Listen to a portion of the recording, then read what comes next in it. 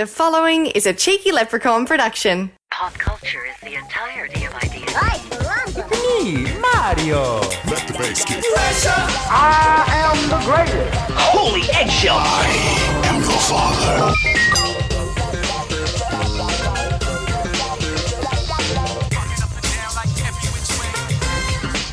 father. Pop Culture Experience episode 30. How's everyone doing out there? Got a fun episode today, I want to say. Let's run with fun. I had first time guest Liam on, a different Liam Reid this time instead of Liam Johns from the other week, our Space Force episode. Liam and I we kind of shoot the shit about all things pop culture. Given it was his first time on, I figured, find out a little bit about what he's into. Big PS4 guy, I guess, or gaming person if you want. Dabbles in the gaming, and I pick his brain a little bit about that, try and get to the bottom of maybe some of my questions with the world of gaming, given I'm a bit of a noob when it comes to that sort of stuff. And we talk about a few other things. We've both been watching the Jeffery Epstein doc, talk about that and the interest on the front of documentaries with people at the moment. Everyone's into the docos, especially the Netflix docos. So we talk about the Epstein doc and that sort of a thing. Also, I use the opportunity to, I'm the kind of person that's always trying to get people to watch something I'm watching, something that I'm excited about, something I want you to be watching so we can talk about it and we can share our excitement. Now, I'm big on that, but I find myself not very good at the pitch. I'm not good at convincing people why they should watch what I'm watching. And Liam is, you'll find out, he's a very self-admitted, tough egg to crack when it comes to convincing him to give something a go, whether it's a TV show, a new game, a movie, a podcast, whatever it might be, a book. I think, he and I aren't big book guys, but, we dabble. So I sort of use Liam as an experiment, as a sounding board to try and work out the best way for me moving forward to get better at convincing people to try something that I'm enjoying. So we talk about a bit of that too. Bunch of other stuff in there from today's chat. We just, again, chit-chat, shoot the shit, and it was a lot of fun having a chat about all things pop culture with Liam, who's my guest today. So, not going to waste too much time. It's a nice lengthy chat. We'll jump straight into it. So, here's my chat with Liam, talking all things pop culture. Hey mate, how you going? Good, thanks, mate. How are you? Good. First time on the podcast for you. It's a pleasure to be here. Well, we worked together in another job once, and I don't know why it's taken this long for you to come on the podcast, because we dabbled in a workplace podcast as a way to sort of, it was self-promotion in a way, wasn't it? Absolutely. It was a way to, it was marketed to our boss as, this will be a great way to get information to all the staff, and they'll really appreciate it because it'll be done in a fun, entertaining way. I reckon we did 2 or 3 episodes. Yeah, it was very short-lived, wasn't it? It was a lot of work, and we weren't getting paid for it. Nah. Well, I mean, yeah, it was probably the highlight of the work career in that regard. Yeah, easy. Don't name the employer there, mate. Better not. But thanks for jumping on. And I messaged you and I said, What are you doing tomorrow? Do you want to come on the podcast? I want to talk to somebody new, somebody different. What do you think? Oh, I thought you'd never ask, was your answer. That's what you came back with. Have you been waiting? I've been hanging out. I won't lie. Oh, God, you could have told me. I would have had you on earlier. That's okay. Well, what's the saying? Better late than never, is what they say. So, well, they do, but I also don't like to put anyone on the spot. A lot of people feel real funny about coming on. Yeah. But, I asked Georgia to do this. And you know what she said? Oh, I could. Oh, don't make me force your hand. Yeah. I mean, you don't have to. Just because you're my girlfriend, you don't have to do it. But then she was like, well, do I have to be videoed? And I was like, well, there's a certain continuity to the whole thing at this point. There's video now. So, yes. Okay. Yeah, I'll do it. Oh, don't worry. That's not you know what? Don't worry. I don't want you to come on. Yeah. If it's going to be that big of an issue, don't bother. If you don't want to be there. No, exactly. Yeah. So I'm glad to at least know you want to be here, mate. I'm glad to be here. Tell me, what have you been doing with yourself? You're a gamer, aren't you? I am a bit of a gamer, yes. See, that's where I want to be. Mm-hmm. I would love to be, actually. but I can never get far enough into it. So like the other week when that Jordan documentary was on, The Last Dance, I'm up there. I'm turning on my PS4, loading up 2K. I played it 3 or 4 times, maybe a game or 2. I was over it. I was off again. I can't get into it. I don't know what that is. What is it that you love so much about the gaming? I'm not sure. I think I am with the sense that I can't do it by myself. That's the big thing for me. Like, if I'm going to play a game, like we'll say, for example, Call of Duty or whatever it might be, I need to be on a headset. You're I wanna online. Talk, yeah. I want to talk to my mates. It's that social sort of atmosphere that's involved with it. But I can see where you're coming from with, like, 2K, for example. I think the big thing is that you've got to be committed to it, I think. And because it's the same thing, especially with NBA or those sports games, it's pretty much the same thing over and over and over again. Whereas in a sense, if you play that NBA 2K game, you're essentially just playing basketball back and back. Can you not play that online? Well, you can play it online, but It's not the same. it's not the same. Well, that's what I don't understand, because when I was younger, you would have your mates come over and you would play PlayStation. Yeah. You'd need the 2 controllers. It seems like that's out the window. So really, what you're talking about as a gamer of it's the community, it's the camaraderie of being in the trenches on Call of Duty. It's not. Have a mate over. What are we doing online? That doesn't appeal to me. It's a lot easier, mate. I can sit in my underwear in bed and talk to my mate. It's a win-win situation. You and your mates aren't that close in person? No, Okay. no. Not quite that comfortable. Do they know you're in your underwear when you're... Is there some sort of visual element to playing online, or is it all just audio? It's all audio. It doesn't hold people accountable, does it? No, not at all. So you can literally be doing whatever you like. But you can play random people, can't you? You can, yes. So you can go online, and if using the example as Call of Duty again, you play random people every game. Yeah. But it filters through everyone around the world, so you're not playing the same people back to back in a row, if that sort of makes sense. So you won't know these people. You will, like, from what I've heard about Call of Duty, that seems to be a game of choice. Is that the game of choice? I think at the moment it is. It seems to be everyone. So I hear people say things like, there's keywords I pick up on. I'll drop in and I'll land on somebody and kill. Like, what does that mean? Do you get dropped into a world where there's already an existing game happening and you're a new player that gets dropped in? Or, like, does everyone start at the same time? What the hell happens? Yeah. How does it work? It's a great question. So Thanks. it's essentially that dropping in sort of quote or idea. It's Maps, that sort of thing. Dropping into a map. So for Call of Duty, they've got a game mode. It's a Battle Royale game mode. So the concept behind Battle Royale is that players, I think it's 150 on Call of Duty. So there's 150 players dropping in. So you get dropped into a map, and essentially you've got to land and find guns and ammo and things like that, and armor, and then the aim of the game is just to kill everyone in the lobby. You want to be the last ones there, essentially, in a complete nutshell. Yeah, okay. But yeah, like, I think it's good because you don't know who you're playing against. You can, especially at the moment, they've got you can play with people that are playing on the computer. You can play with people that are playing on PlayStation, Xbox. So you don't have to just be playing on a PlayStation. No, You're joking. not joking. So when you say you're playing online, I always just assumed that was meaning people were playing on the PlayStation Online network. Yeah. But they're not. Well, that's how it used to be.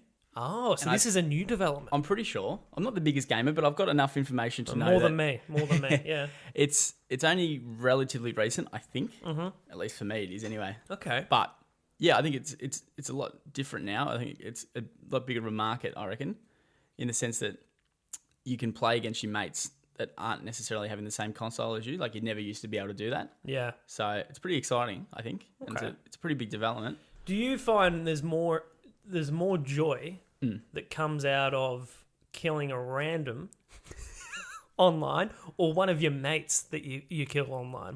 What's more enjoyable? One of your mates. One of your mates, Hands down. It's the having that to hang over them. It's just more fun to beat somebody I guess. Exactly right. Like, generally, you wouldn't kill any of your mates because you're generally on the same team if you're playing together. But I think there's no greater satisfaction than bringing some disappointment to some of my good mates. And does that go both ways? So in terms of if you're getting killed, does it hurt more to come from a mate? Oh, yeah. Because I've heard other friends of mine, it's almost like they're not having this conversation with me to talk about the strangeness of playing online a game and forming these acquaintances, I'll say. They're not friends because, well, you're playing against each other. But I've got a mate, and he talks about this young kid that he's come up against multiple times playing COD that he hates. Yeah. He hates this person. He's like, the little shit. But they'll know him by his username. Yeah. And my other mate, they both game together. They both know this guy, and they have no idea. They just know he's a kid. They don't know where he is. They don't know what his actual name is. They know nothing about him, really, other than his PlayStation name and the fact he's killed them and he's really annoying because he always kills them. It's bloody bizarre. Any wonder they try and draw a comparison to people playing games like this, then going nuts and then going out into the real world and trying to kill people. People are hunting down these PS4 users that are killing them all the time on COD. Some of the kids there, they're little shits, Oaks. They're little shits, mate. They get you every time because they're so much better than me. Why is that? Why are younger kids... They say things about young kids' brains are just able to sort of, take in more and learn and adapt quicker than what older people are. Yeah. And you're not even that old, and neither am I, but there's a reason why, I guess, middle-aged people maybe aren't as prominent in the world of online COD. But it seems like, from what I hear, the young kids they're the issue. Yeah. They're the ones out there that you've got to avoid. It's strange. I think for me anyway, I crack it very easily. So that's why I'm no good at the game. I don't put the time and effort in. But maybe you could draw a comparison that, we're a little bit older. We've got, uni, we've got work and things to focus on. Whereas these kids, they come home from school. Maybe that's their reward to play a little bit of Call of Duty, and that's what they're focusing on. Yeah. They're practicing, you could almost say. They've got nothing else on. They've got no real-world responsibilities, do they? Yeah, not at all. Do you... Playing COD, you can tell I'm fascinated by it because I don't get it. First of all, I just want to say I tried to install COD on my PS4. I don't have that much time. It was going to take days. Oh, what happened? I must have a really poor internet connection. That thing is a monster, Dan. It's probably, I think on my Xbox, the game is about 120 gigs or something. And then you had to, so you install, that's Call of Duty. Yeah. And then you have to install all these different packs. Yeah. To get your multiplayer, to get your Warzone, all the bits and pieces. What happened to, going to JB, buying the disc, taking it home, installing that, and then that being it? Why is that not in any... Nothing's ever enough. Nothing's ever easy anymore. It's too hard. It's interesting you raise that. I miss the days of being able to, turn on my PlayStation 2. I've got Simpsons Hit and Run or something like that. Bit of Crash Bandicoot. Now you're talking my language, yeah. Exactly. And then, you've come home. You've come straight home from EB Games, and then... You can just pop it straight in and go. You don't have to install. You don't have to wait around. And you know what else you had? Your mate sitting next to you with the other controller. And it was just simple. It was simple at times. We're all caught up in the technology. But what I want to ask, playing something like COD, and this could even spill over to something like 2K, maybe. Sure. Do you find yourself falling into the mental trap of believing that your skills on the game could translate to real life? Whether that be, geez, if push came to shove and we're in a zombie apocalypse, I'd be all right with the gun. I'd be all right. Or do you find yourself on a Wednesday night going out playing basketball in a local competition going, my 3 is on point because of 2K? Yeah. Does it happen? I think it certainly could translate. Back in the glory days, maybe. The basketball glory days. My senior domestic days, but I think you could certainly draw a similarity between the two. So you might play a bit of 2K, and if you're good like yours, truly, I'm dropping 60, 70 points a game on 6-minute quarters, naturally, with my 95 overall. But you, who has never shot a gun, do you feel you could go and pick up one and have a rough idea on? Look, I'd like to think I have enough idea. It can't be that different. What is it? If you picked up a gun and shot it, and you hit the target, bang, would you go, years of Call of Duty? Yeah. You probably? Probably. I mean... What's your only real connection to... Not that we're advocating to go and learn how to shoot a gun through playing Call of Duty. War in general, but... It is an interesting point. People raise it all the time, saying that people, like kids, these kids we're talking about from a young age, surround themselves and their life consisting of playing these war games, there's a bit of violence that comes from it, is there? Oh, I think there'd be a big... It's a mental... Yeah. Well, it desensitizes them. Yeah. Suddenly, killing something is the aim. Yeah, I can certainly see that argument and how they're drawing similarities between gaming and obviously quite an extreme, but, you know, in America you have a lot of school shootings. I think that you could maybe draw a similarity and a link there. Yeah. But it's also an easy comparison to make, isn't it? Yeah. If you're looking for a reason, if you're trying to justify why something happened, well, that's an easy one to do.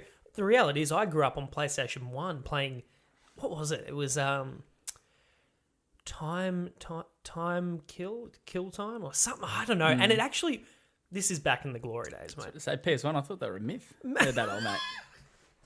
I didn't think they were real. We had all the gadgets because we didn't have online. Mate, you could buy the gun.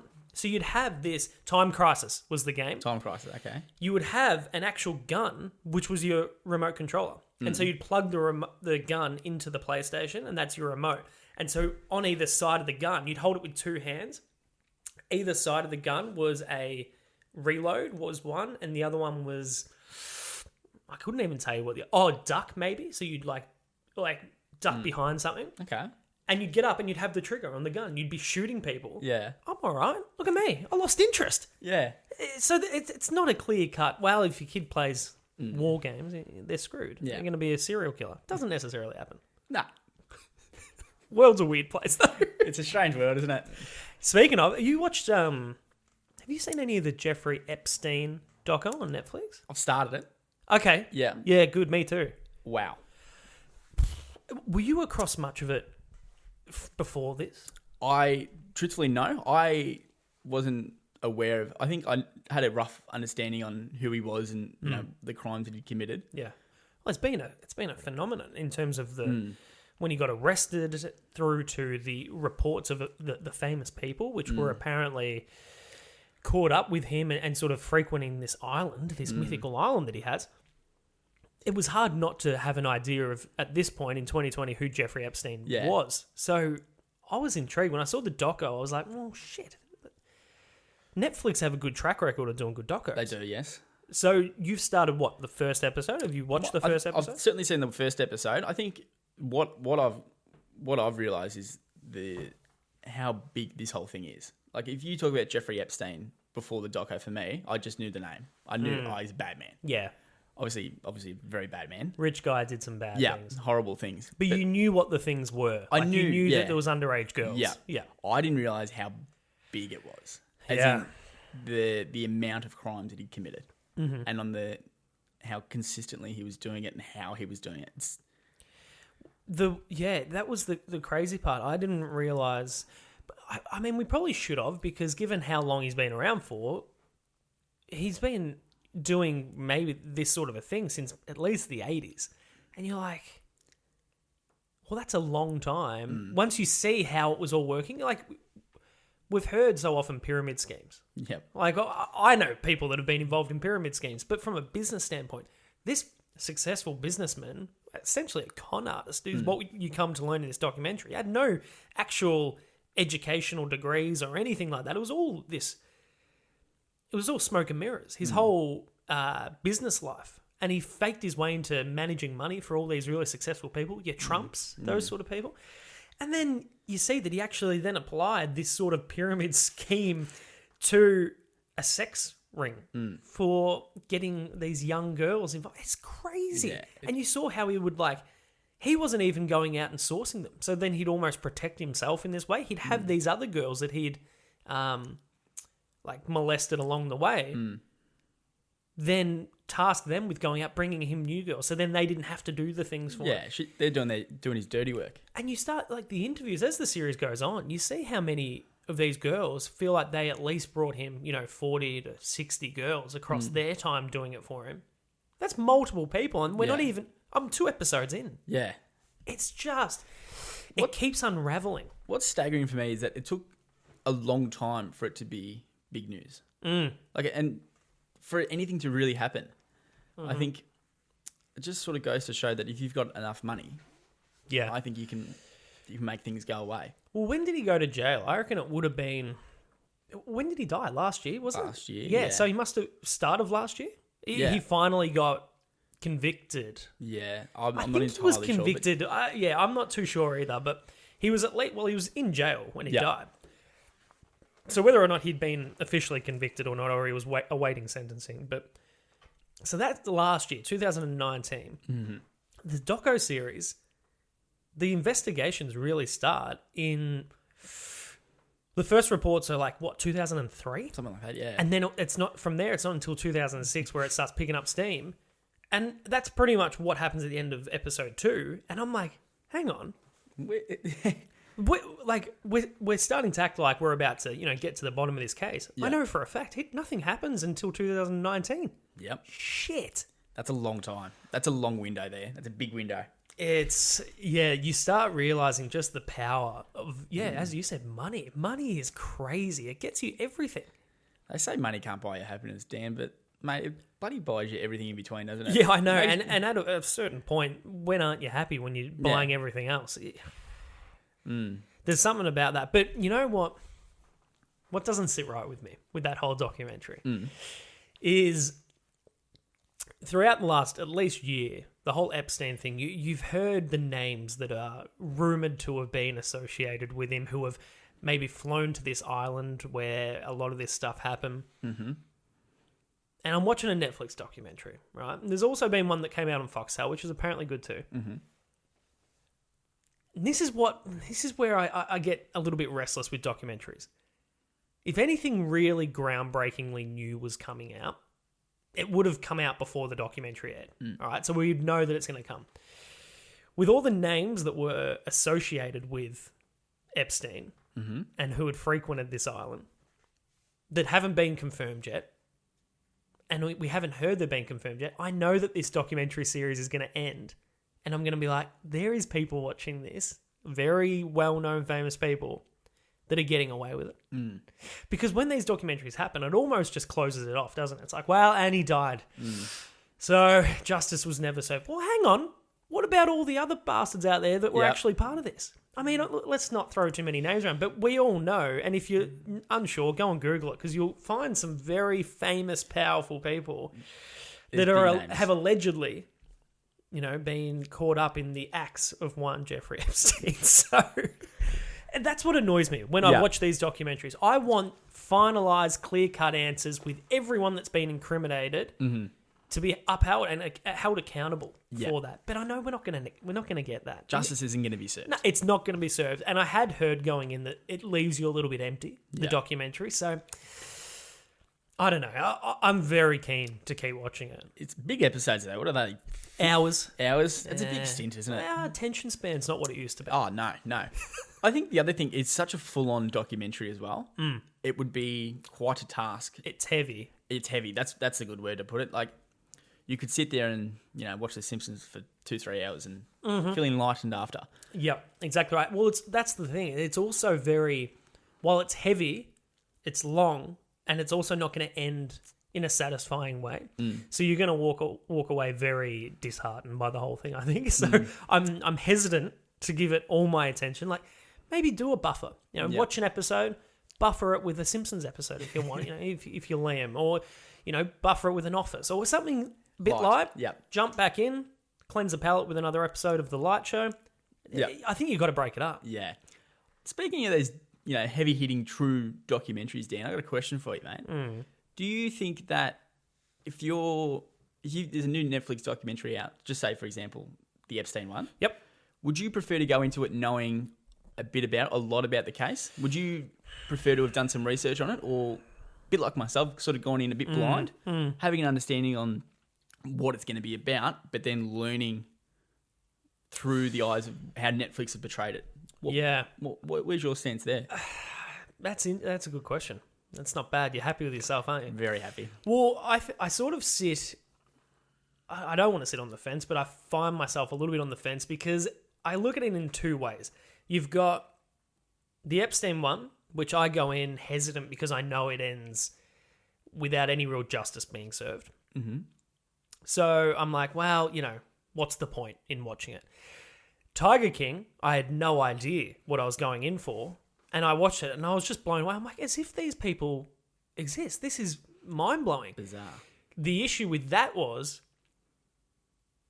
that I came to learn that the documentary people had left a lot out. So it sort of tainted my feel of that documentary afterwards, because naturally when you watch a documentary, you want to find out more. You're always you're gonna be intrigued. If it's a good documentary, you'll be intrigued by it and you'll go away and want to do your own research. So I did that with Tiger King, and it came to make me more annoyed with the documentary, which before that I had enjoyed a lot.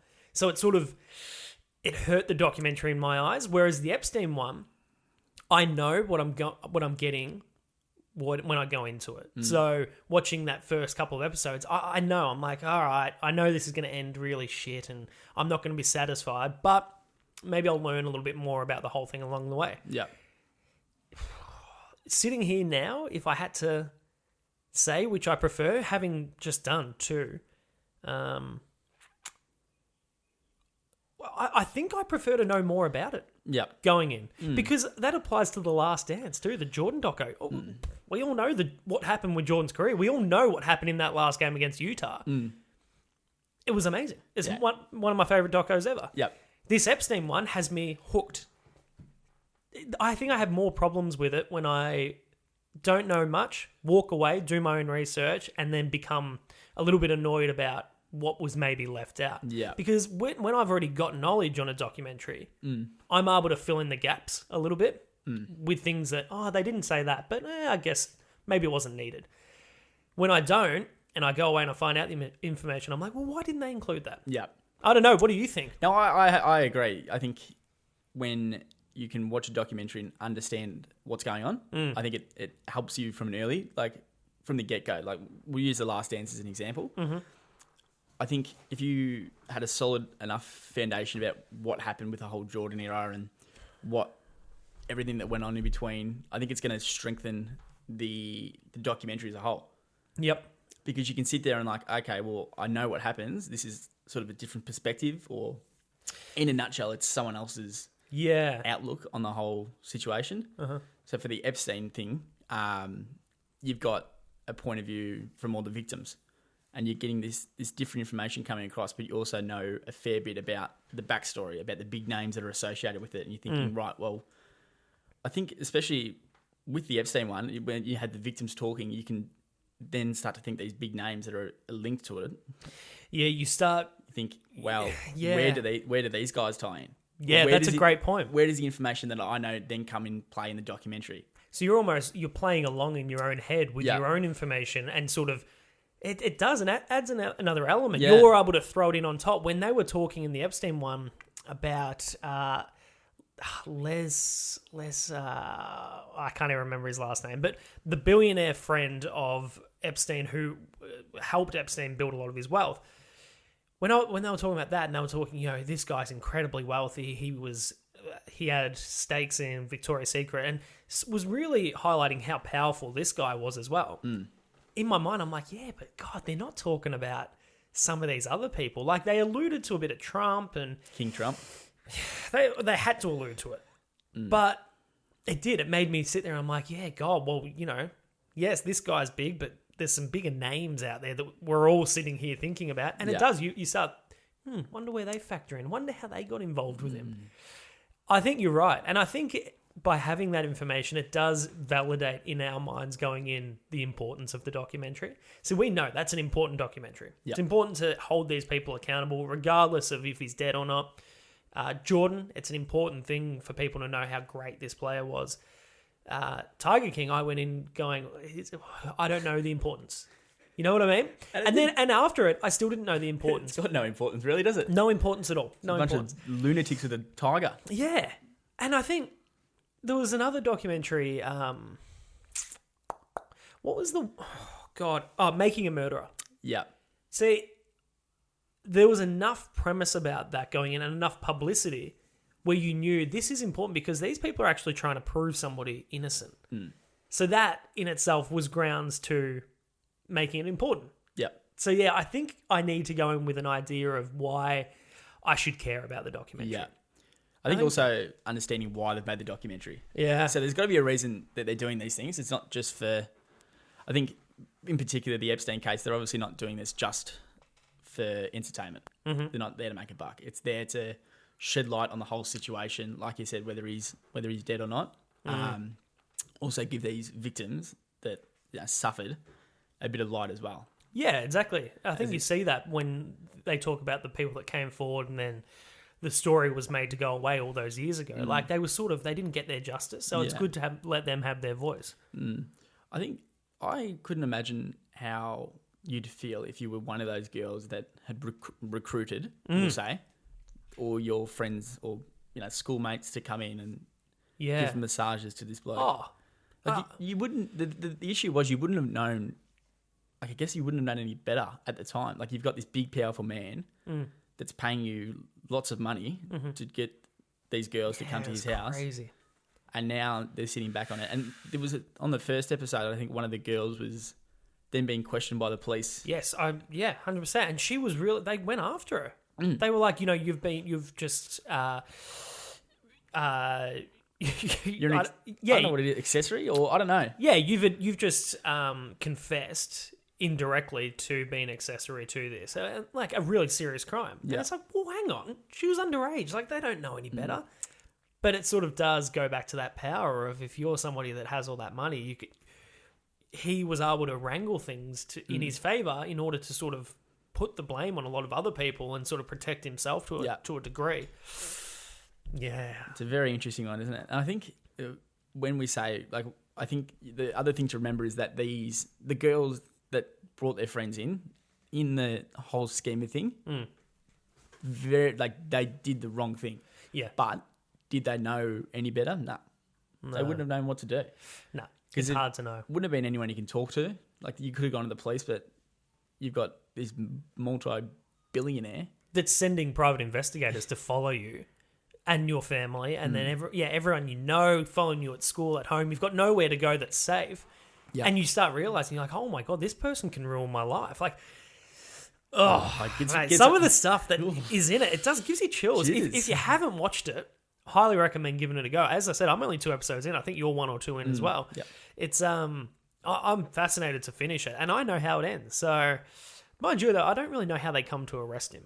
So I don't know how they finally get him sewed up with all the convictions and stuff. But so I'm interested to see that. You know what, though? This actually begs an interesting question to me. It's something I'm often wrestling with.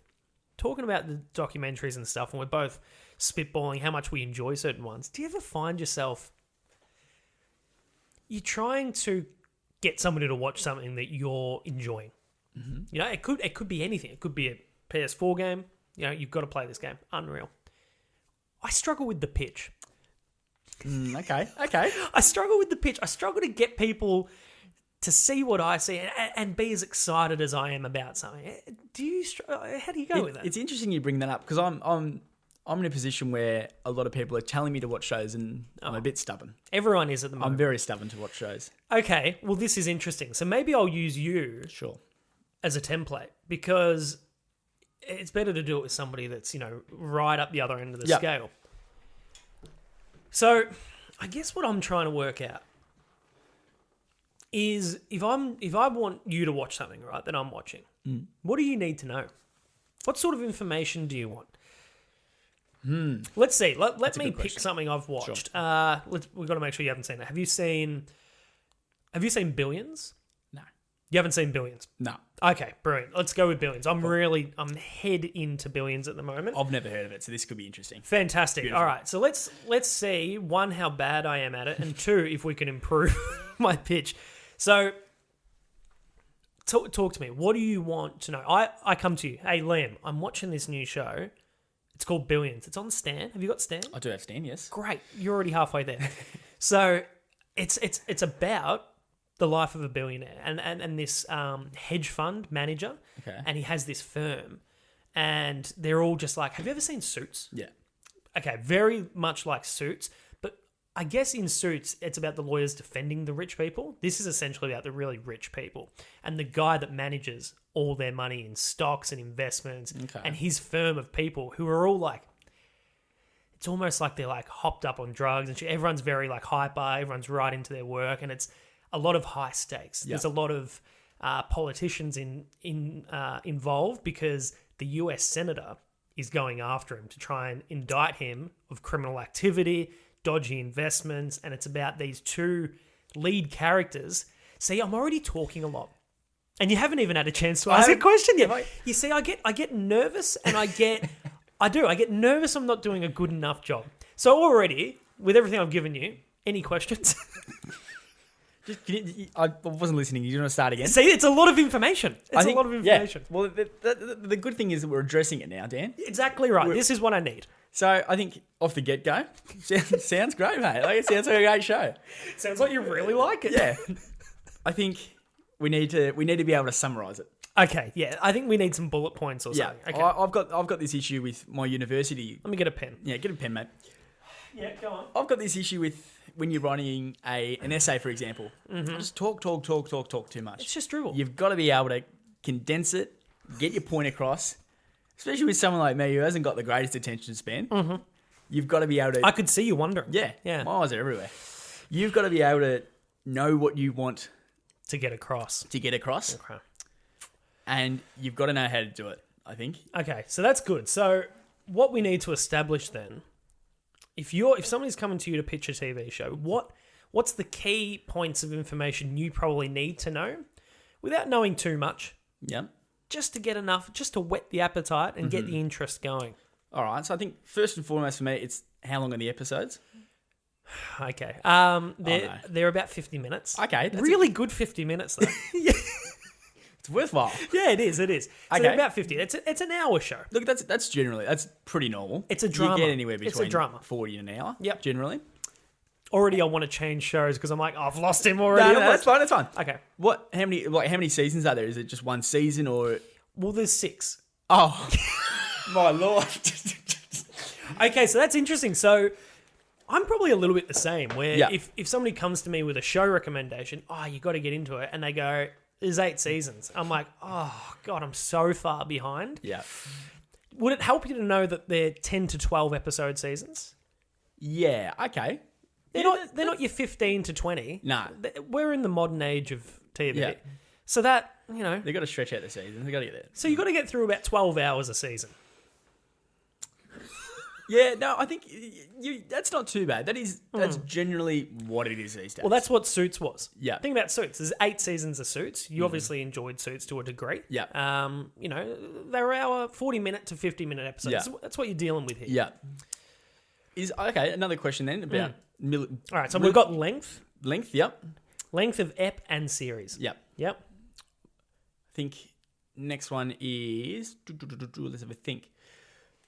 Next big one for me would be, like we said earlier, the condensed storyline. Okay. I don't want to hear. It's got to be succinct. I don't want to sit here and listen to the first season and a recap. Yeah, Okay? it's great. It's a great point. You've got. Think of it like an elevator pitch. You might have 30 seconds to get this person across before you lose them. Okay. Yep. I think That's a good way to put it. The elevator pitch. I hadn't drawn that connection between the two. All right. So maybe we need to work out an elevator pitch. Yeah. All right. So billions. Where's my timer? Maybe Where's my I'll. phone? I actually don't know where I put my phone. So what we'll do is grab your phone. Grab your phone for me. Oh, no. Yeah, it's just there. I can Just see there? it because we're going to need to do this properly. I want you to say when the time's up. All right. Sure. Okay. Okay, I can do that. So Let me know when you're ready. So let's go 30 seconds. It's 30 about an seconds. elevator length. Yep. All right, you ready? I'm ready when you are.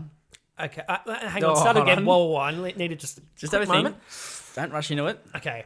All right, I'm ready to start. Let's Okay. go. Oh, mate, you need to watch Billions. It's just quickly. It's about a hedge fund manager. So that's somebody who manages a lot of people's wealth, extreme wealth.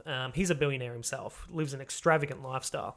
And it's essentially about all the criminal activity that he does in order to boost people's I'm stressing. Their lives, their money, their wealth, and the US senator is going after him to try and convict him of all the criminal activity.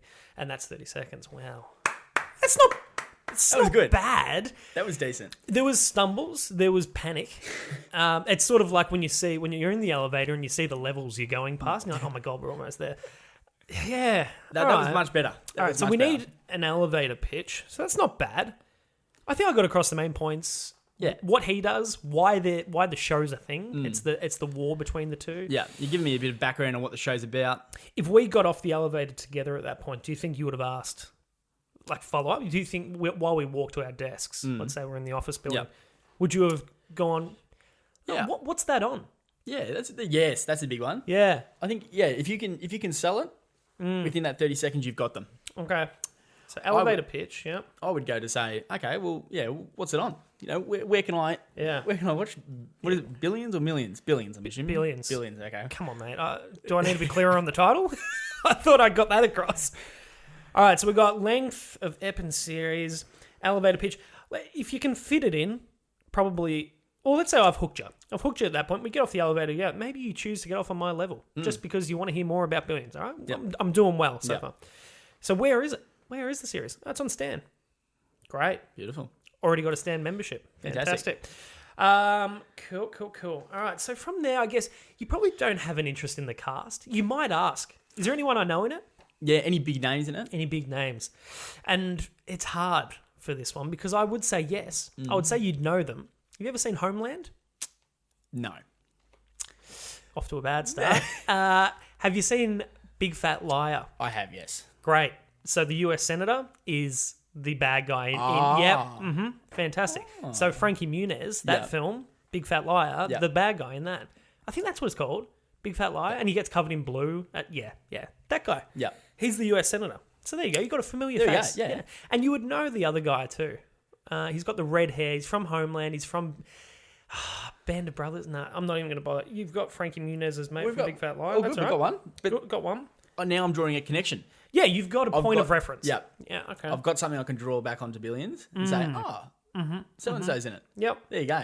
And I've enjoyed his or her previous acts. Yes, exactly. So there's something to give you confidence going in. Fantastic. All right, well, I feel that's pretty succinct.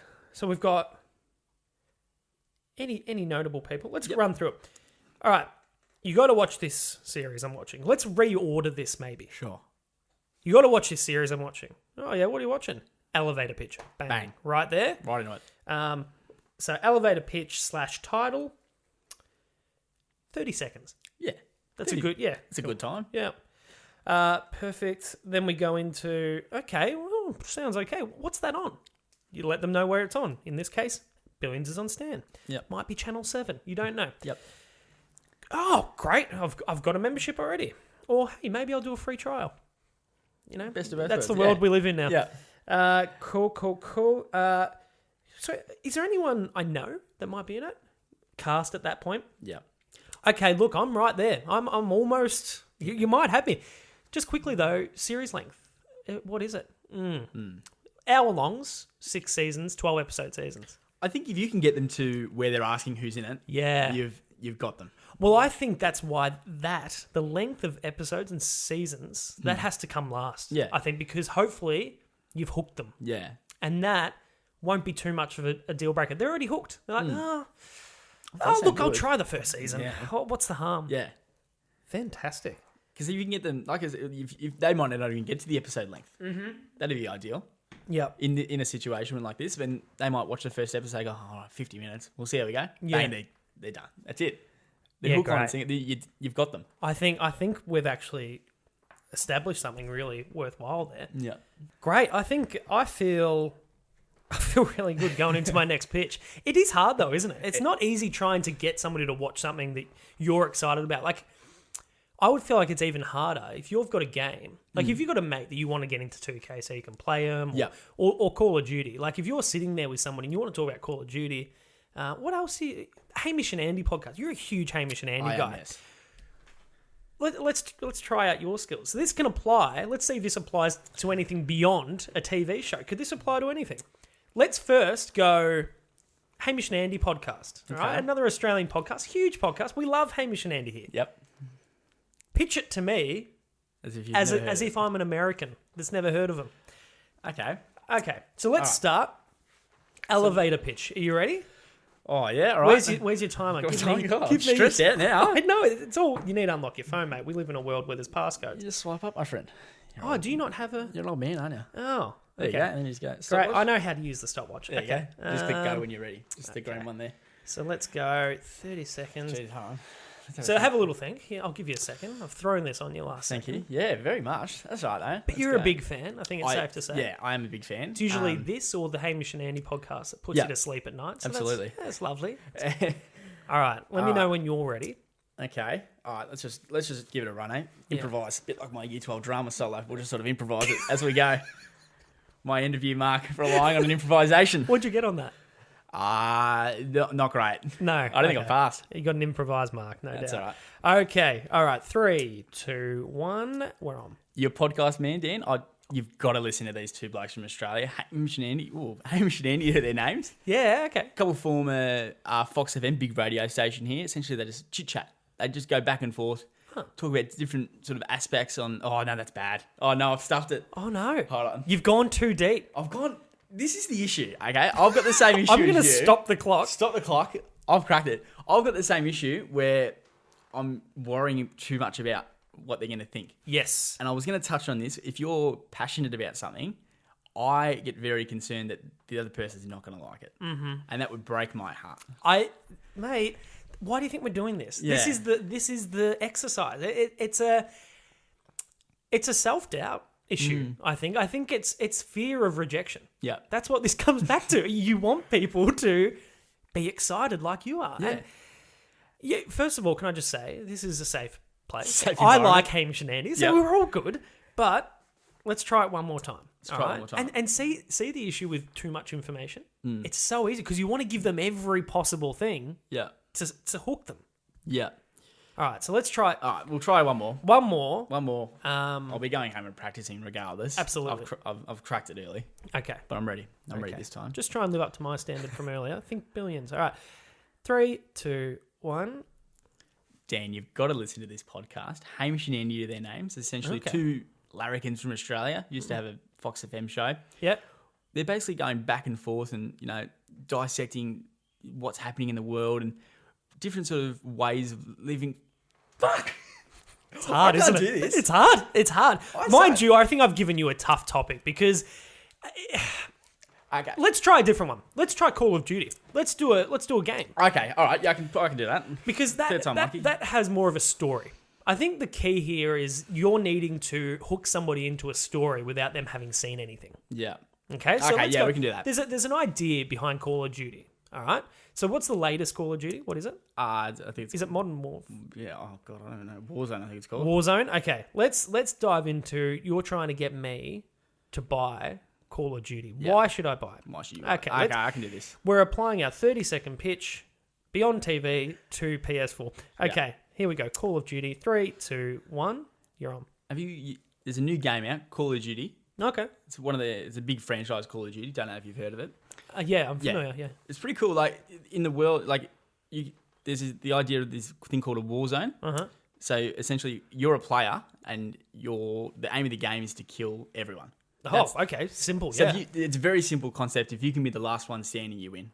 It's like a last man standing wrestling match. Yeah. So Is it just games that I'm playing, or is it people? So you're playing actual people. Oh, okay. Okay. So, but you know what you did? You made me ask a question. Yeah, and that's what I want. I want a follow-up question. Yeah. If you can keep I it think short. that was pretty good. Okay, I'll take it. That's And a I've got to pass. be honest, I didn't even really mean to ask that question. I just naturally sort of flew it out there because it felt like that's what was needed. So we could almost add that to our elevator pitch. Try and get a question asked. I think that was all right. If you can keep it a little bit vague as well, and then Yeah. okay, well, I need to know more tell about me that. something about that. Yeah. You can't just leave me at that. You can't leave. It's like putting a carrot on. What do they say? The carrot and the rabbit. You put a carrot in front of a rabbit or something like that. You tie it to you it. just- It's like that. you try and you're dangling it in Prod front them of along a little bit. Yeah. Keep the interest there. Yeah. That's very productive. I feel like I could go out there, take on the world with my elevator pitch, Yep. and maybe just try and get some people watching what I like. That's what you ask. I would hate to have to apply this to the Jeffery Epstein one. Could sound really bad, couldn't it? It's about a guy who likes massages. From young girls. No good at all. Mate, look, thanks for jumping on. Always a pleasure. Thanks for Appreciate having the me. chat. It's been good. Had your first guest. First time you've guested. Bit toey to start. It's great though. You have to come back. I would love to be back. You sure? All right, I'll come back. Okay. If I have to. Thanks, mate. No worries, mate. All right, another episode done of the podcast. Episode 30. It's been a whirlwind 30 episodes. Not really, because there was a bit of a lull there for a little while, but regardless, it's nice to get to... I love even numbers, love jumping up in the 10s. 10, 20, 30, 40, 50 if we get there. So it's good to get episode 30 in the can. Thanks to Liam for jumping on, talking everything that we chit-chatted about. It was good fun. Liked having him on. We'll definitely have to have him back again. Don't forget, subscribe to the podcast, like, comment, do all the things you do with the podcast. Share it. If you share the podcast, that's fantastic. That's probably more ideal. But between that and subscribing, you're doing wonders for the show. So don't forget you can do that. iTunes, Spotify, Stitcher, YouTube. You can get it in all those main places there. Given the way podcasts work, I wouldn't be surprised if there's some other platforms that it happens to have been shared on that I didn't even realise I was sending it to. So you never know where you might find the podcast, but they're the main ones that I'm very aware of. It's on. Look, have a good week, guys, whatever you may be doing. Try out the Epstein doc if you're so inclined and you feel like you can stomach that sort of thing. But, look, have a good week. Talk to you soon. This has been a Cheeky Leprechaun production.